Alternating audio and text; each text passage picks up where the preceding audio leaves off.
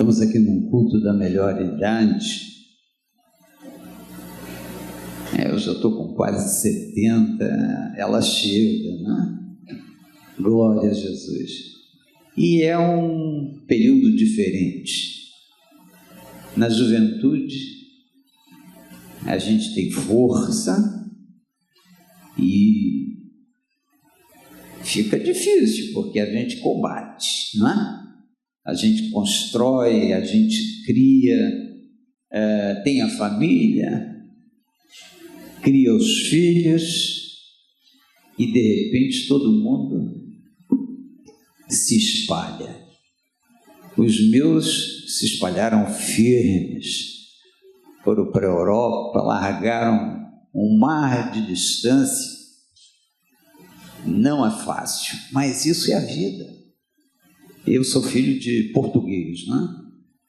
E tem horas que eu falo com o Senhor, Senhor, meu pai veio para aqui, agora os meninos não foram para Portugal, mas foram para a Europa, e o drama que a minha avó viveu quando o pai saiu é o drama que vivo eu hoje, mais aliviado, porque hoje tem internet, tem WhatsApp, tem essa tecnologia toda que nos aproxima. Antigamente isso não existia. Então nos aproxima. Todo santo dia conversamos, tanto com o menino é advogado em Londres, e com a menina, que também é advogada em Luxemburgo, mas todo dia conversamos, como é que está o dia, a vida, a fé. É importante a fé, e parece que nessa terceira idade nós nos tornamos mais sensíveis ao que trata da fé.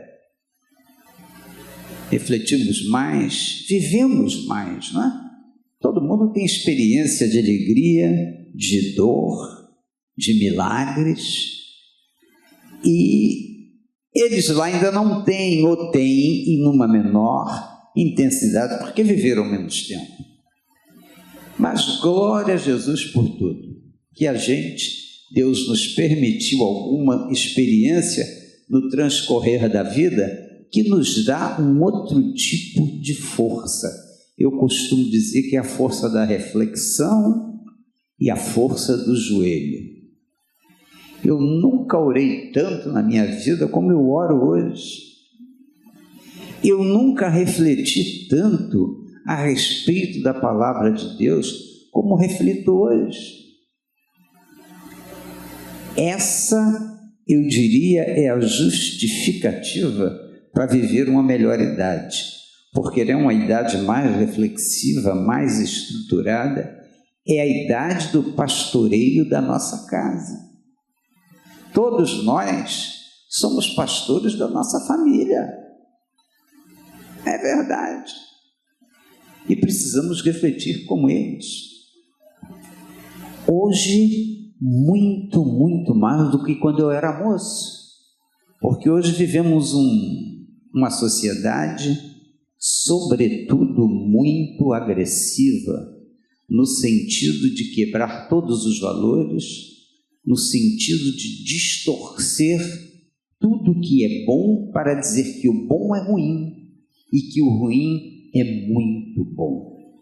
E vivemos uma sociedade doentia. A confusão que verificamos é consequência disso. Os nossos tribunais passaram a ser partidos políticos. E o banditismo passou a estabelecer tribunais de justiçaria terríveis. E convivemos com isso, irmãos.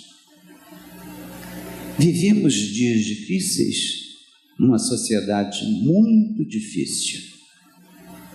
Eu costumo dizer que o Senhor está voltando. Eu tenho uma formação híbrida. Eu sou originário de uma família batista. Toda a família da minha mãe, que meu pai português era católica, né? Mas toda a família da minha mãe era batista, e em 1955 a minha mãe saiu do Espírito Santo, veio para o Rio de Janeiro e congregou ainda uns 3 anos na Igreja Batista, ali aquela primeira Igreja Batista no Estácio, e depois ela se mudou para São Cristóvão, do lado de uma Assembleia de Deus.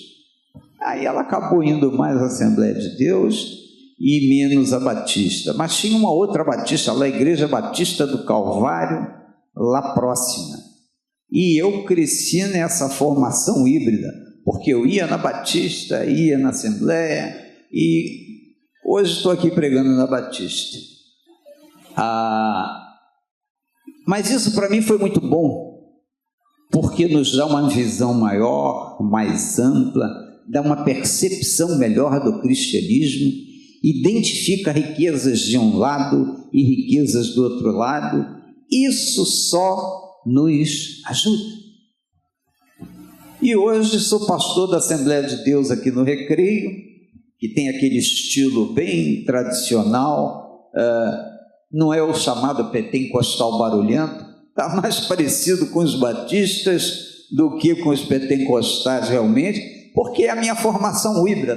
Tem alguns aqui que frequentam lá, o Arthur é nosso diácono, e ele sabe como é. E é uma bênção, porque tem equilíbrio, flui a palavra e tem reflexão. Nós fugimos daquela maneira de se acostumar com a igreja. Uma vez escutando aquele pastor Hernandes Dias Lopes, ele dá um exemplo assim: irmãos,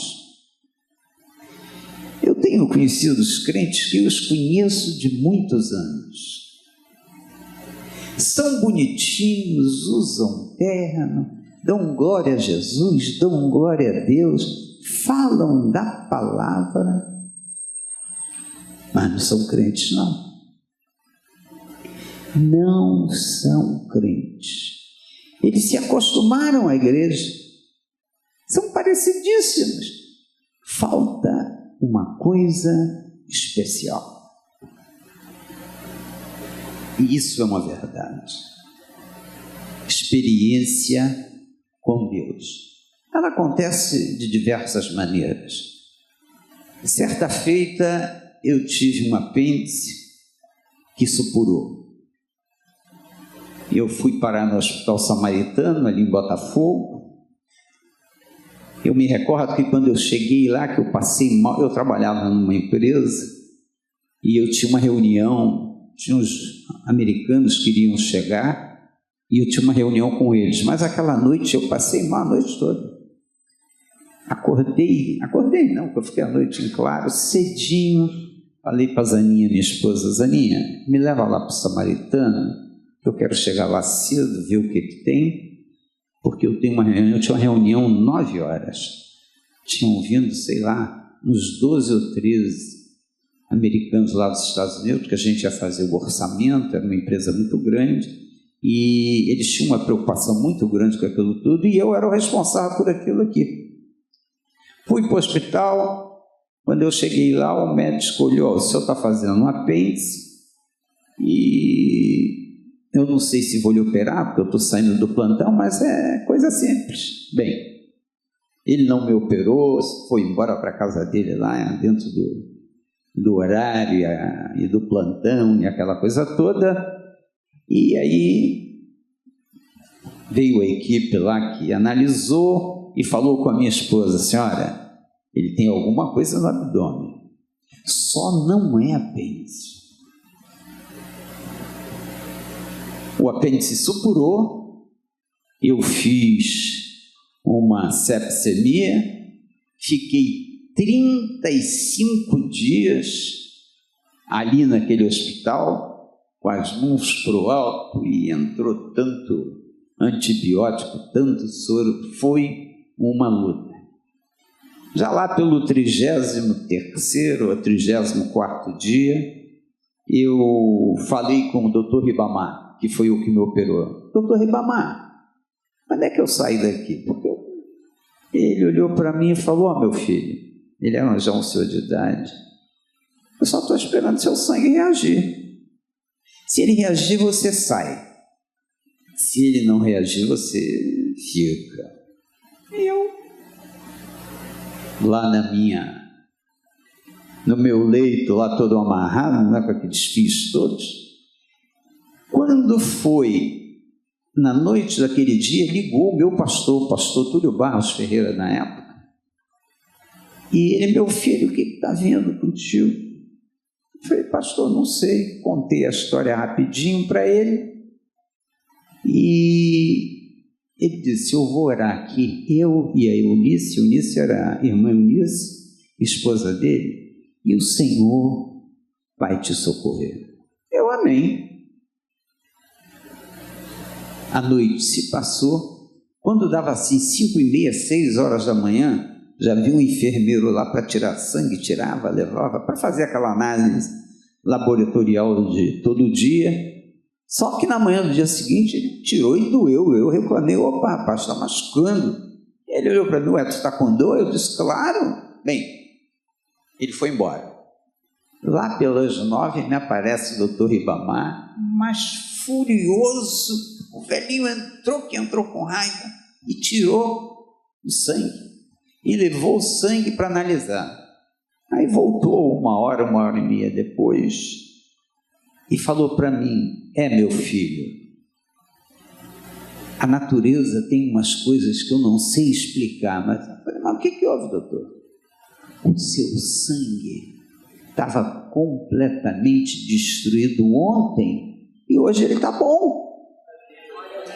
Quando ele falou aquilo para mim, ele teve que escutar. Eu contei a história, ele olhou: tá bom. E assim ficou. Deus me curou naquela noite pelo poder da oração. Isso foi no ano de 1994. Tem tempo. O Senhor é bom. O Senhor cura. São experiências que nós ganhamos com a vida e que podemos afirmar com propriedade que Ele cura. Várias são as experiências que podemos ganhar com a vida. Mas eu quero ler um texto pequenininho, João no capítulo 3, só alguns versículos, a respeito de um homem que tinha muita experiência de vida. E o texto diz assim: e havia entre os fariseus um homem chamado Nicodemos, príncipe dos judeus, homem importante. Este foi ter de noite com Jesus e disse-lhe: Rabi, bem sabemos que és mestre vindo de Deus, porque ninguém pode fazer esses sinais que tu fazes, se Deus não for com ele. Jesus respondeu e disse-lhe: na verdade te digo, que aquele que não nascer de novo não pode ver o reino de Deus. Disse-lhe Nicodemos: como pode um homem nascer sendo velho? Porventura pode tornar a entrar no ventre de sua mãe e nascer? Jesus respondeu: na verdade te digo que aquele que não nascer da água e do Espírito não pode entrar no reino de Deus. O que é nascido da carne é carne, e o que é nascido do Espírito é Espírito. Não te maravilhes de ter dito: necessário vos é nascer de novo. Amém. Paremos aqui. Esse era um homem experiente, importante. Diz o texto: príncipe dos judeus. Nicodemos era um dos supremos de Israel naquela época, era um homem integrante do Sinédrio, era um rabino, um intelectual da sua época, um homem que olhavam assim para ele e disse: eu quero ser igual a ele, preciso seguir esse sujeito, é inteligente, é poderoso, conhece da religião, é um homem de valor. Mas esse homem tinha suas angústias, tinha suas indagações e foi atrás de Jesus. Tem uns que dizem que ele foi à noite porque ele estava escondido. Pode ser. Eu acho que ele foi à noite porque a noite representava muito o ambiente da sua alma, do seu coração nublado. Ele foi ter com Jesus. O texto não diz como a conversa se desenvolveu, mas eu acredito que teve ali uma conversa interessante. Mas o texto deixa claro que tudo aquilo que Nicodemos possuía, que Nicodemos efetivamente era importante, mas não era essencial. Nicodemos precisava nascer de novo. Sabe o que é nascer de novo? Ter uma experiência pessoal com Deus. Eu não posso ser religioso é pouco. Eu preciso ter uma convicção, uma certeza na alma que eu falo com Deus e que Deus me escuta. Eu preciso viver o cristianismo na sua forma essencial. Preciso refletir a respeito de Deus. Preciso saber viver e me convencer de que Ele faz. Conversa conosco. Fala ao nosso coração. E Ele é um Deus todo-poderoso, tão especial, tão individual, que quando Ele fala com você, a sua alma escuta. A convicção é tão grande que ninguém a tira de você. Ser cristão é viver dessa maneira. É descobrir essa nova excelência que a vida nos apresenta. Hoje vivemos um cristianismo formal. Somos bonzinhos, ajudamos aqueles que necessitam, somos bons cidadãos, somos bons vizinhos, bons pais, boas mães, mas isso não é tudo. Eu preciso ser um cristão que vive Cristo Jesus. Porque tudo é carne. O outro lado é espírito. E a Bíblia diz que só distingue o espírito, só tem percepção do espírito aquele que é espiritual. Mas para que eu possa ser espiritual, precisa se abrir essa porta na minha vida, que é a porta de uma relação contínua com Deus. Não estou convidando a ninguém ser carola, não é isso. Estou convidando que sejamos espirituais. Se fôssemos espirituais, viveríamos uma outra sociedade. Não viveríamos o Brasil que vivemos hoje. Os valores sumiram quase. Os políticos já não têm ética. Já não há rubor no rosto das pessoas que praticam a maldade e não se sentem mais envergonhadas. Tudo ficou vão, tudo ficou vil. Não conhecemos a justiça, mas o que pode acontecer? Eu sou já estou nos meus 70, eu não posso negar que já vivi uma vida aí longa e eu posso avaliar como tudo mudou. Quando eu era advogado no início da carreira, eu sempre estudei muito. Deus sempre me deu essa essa forma de ser, e eu ganhei muita ação, muita coisa, muito, muito. E os meus clientes iam falar comigo e eu dizia, olha, se você tem um bom direito, se você tem boas provas, eu conheço lei e posso te dizer se você vai ganhar ação ou não vai ganhar ação, porque nós ganhávamos uma ação na inicial. Uma inicial bem construída era o fundamento de uma história jurídica de sucesso. Isso acabou. Hoje você ganha na primeira instância, vai ao tribunal, ainda tem possibilidade de uma boa consistência naquela decisão, mas quando foi para Brasília, o direito acabou. O negócio prevalece.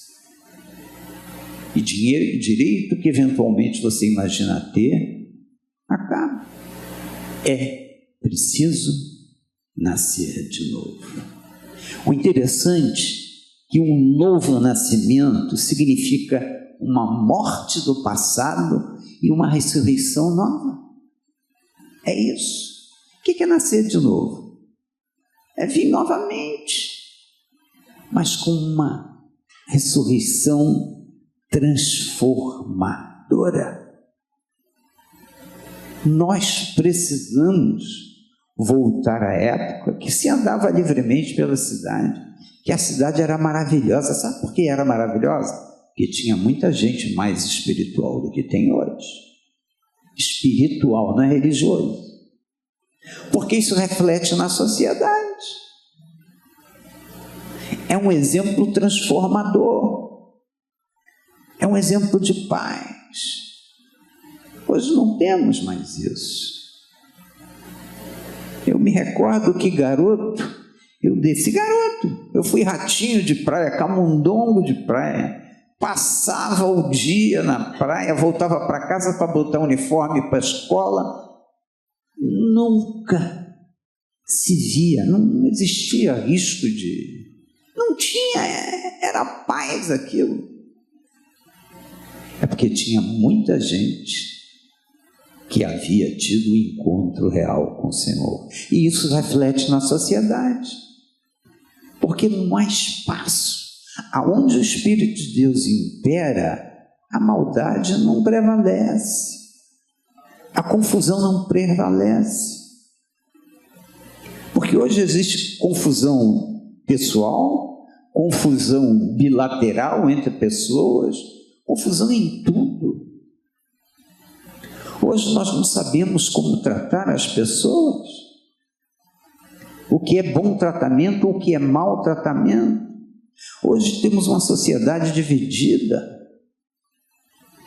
um brigando com o outro, desnecessariamente.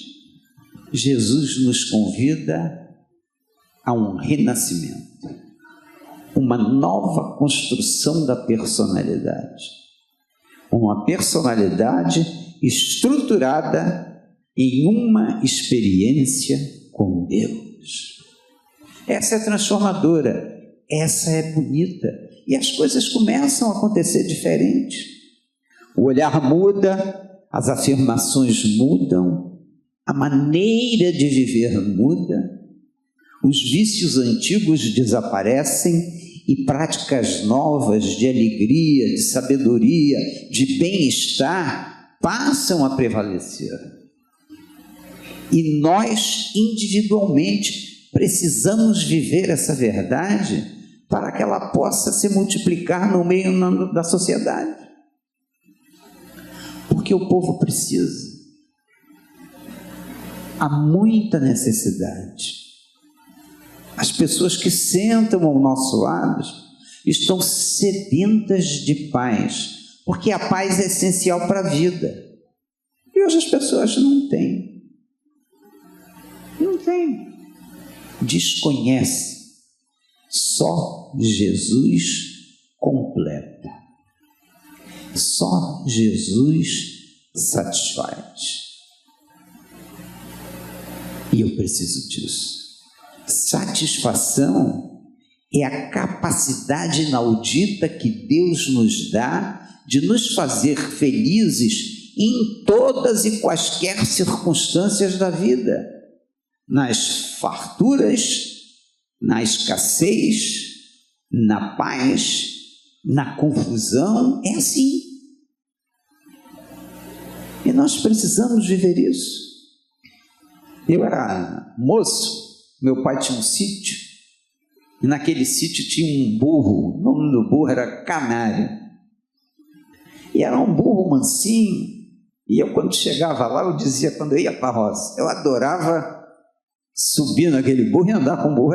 Aqui não tinha isso, era só no sítio. Um dia eu montei naquele Canário e subi um morro lá. Olha, quando eu estava bem alto, eu não sei o que deu no Canário. Eu sei que o Canário ficou doido. Começou a pular daqui, pum, pum, pum, pum, e eu caí no chão. Garoto, eu deveria ter uns 12 para 13 anos, a minha avó ficou doida. Meus irmãos, a vida é assim. Você vive um momento de alegria intensa, de felicidade intensa, de repente, pum, cai do cavalo, eu caí do burro. Só Jesus nos dá segurança. Só Ele nos protege. Quantas circunstâncias dramáticas não vivemos? É um divórcio que de repente aparece, é uma enfermidade que aparece, e sem Jesus, como é que fica? Sem uma verdadeira experiência com Deus, como fica? Qual é a nossa força? Qual é a nossa capacidade de suportar isso? Só em Jesus. Precisamos nascer de novo. Precisamos ter uma experiência vívida, intensa, completamente diferente, que vai injetar em nós um poder muito especial. É o poder da intimidade com Deus. Precisamos todo dia fazer a nossa oração. Precisamos falar com Deus. Em temor e tremor. Precisamos todo dia fazer a nossa leitura bíblica. Precisamos. Escolha uma hora do teu dia. Se esconda, se possível, e ali conversa com Deus. Senhor, fala comigo através desse texto. Deixa evidente para mim o que tem nesse texto que eu preciso aprender, que eu preciso introjetar no meu coração, na minha existência. Agora faça cuidadosamente. Vai ler a sua Bíblia, bota uma camisetinha, tem gente que está lendo livro só de sorte. Gente, isso aqui não é um livro santo, não. Isso é muito mais do que isso. Isso é Deus falando. Não sei se tem algum militar aqui, tem? Ou ex-militar? Então, todo dia tem parada, não tem? Todo dia roda o quartel e bate continência lá para o coronel, cumprimentando. Tem reverência na relação. Ora, por que eu não vou ter reverência com Deus? Ele é vivo. O nascer de novo lhe permite essa consciência. Porque você fala com Deus, Deus fala contigo. Você sente a presença do Senhor. O ambiente parece que se modifica. Parece que fica todo claro. Ainda que você esteja numa noite da madrugada. Deus falando. Teve um pastor americano que já faleceu, David Wilkerson. Alguns aqui devem ter ouvido. David Wilkerson, ele, um belo dia na casa dele, Deus teve um encontro especial com ele e falou: David, você vai para Nova York trabalhar com aqueles dependentes de drogas. Ele não pensou duas vezes, lá se foi. Viveu coisas tremendas, mas foi um homem que Deus o fez levantar um ministério chamado Desafio Jovem, que recuperou milhões de drogados terra afora. Até em países comunistas, o movimento do Desafio Jovem entrou para recuperar o jovem. Só um encontro com Deus permite isso. Só um encontro com Deus gera essa transformação. Então precisamos buscar isso. Eu não estou pedindo que você alterem os seus valores. Eu estou pedindo que vocês tenham experiência com Deus. E Ele vai aperfeiçoar os nossos valores individuais. Ele opera milagres. Ele opera, Ele gera transformações. O Senhor é magnífico. E para viver a sua magnificência, eu preciso ser verdadeiramente filho de Deus. Quem é filho de Deus é aquele que nasce de novo. É aquele que busca essa experiência. E Deus quer permitir esse acesso a todos. Nós precisamos buscar.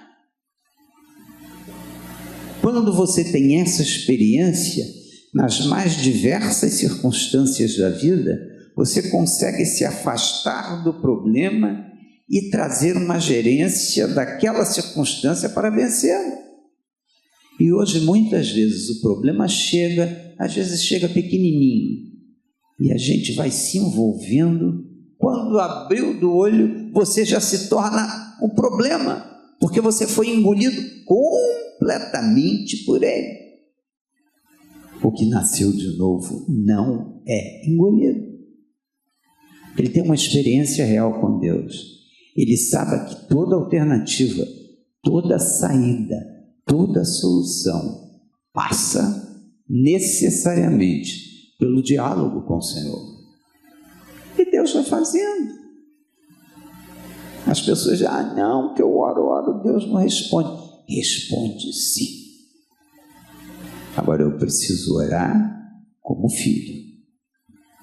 Eu preciso orar na força de quem nasceu de novo. Toda oração Deus escuta. Ele é onisciente, onipotente, onipresente, Ele escuta. Mas nem toda oração é feita por alguém que tem aprovação, intimidade com o Senhor, de maneira a provocar uma resposta. Experiência com Deus. Eu tinha 14 anos, isso em São Cristóvão. Teve um pastor, vou lembrar o nome do homem. Eu sei que ele apareceu em São Cristóvão fazendo uma campanha de curas e de milagres. Irmãos, 14 anos que eu tinha, não me esqueço disso. Era um negócio fabuloso. Iam centros de macumba. Ele libertava aquela multidão aos lotes. Gente com câncer cuspia aquilo, botava um balde, e não era milagre. Homem que tinha experiência com Deus. Naquela época eu conheci um rapaz que ele era todo aleijado, todo torto. Era um sobrinho da irmã Marita. A irmã Marita a senhora conheceu. Todo torto aquele moço. E aí levaram ele lá para o homem orar. Quando ele viu o rapaz assim, uma distância de meio metro, nunca me esqueço disso, aquele homem disse: olha, você não me engana, sai do corpo dele agora. Aquele moço foi liberto e ele começou a empinar o corpo E ele era todo atrofiado. Isso só a misericórdia de Deus. Só quem nasceu de novo. Nós precisamos viver esses momentos.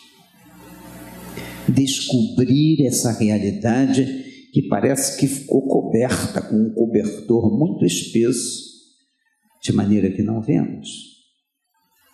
Hoje estamos preocupados com o dinheiro, tem aí a famosa teologia da prosperidade, que eu não conheço ninguém que ficou próspero nela. Não tem. Ninguém. E até os que eram prósperos quebraram. É preciso nascer de novo. O dinheiro é uma consequência. Um homem feliz consegue realizar e ter os seus recursos.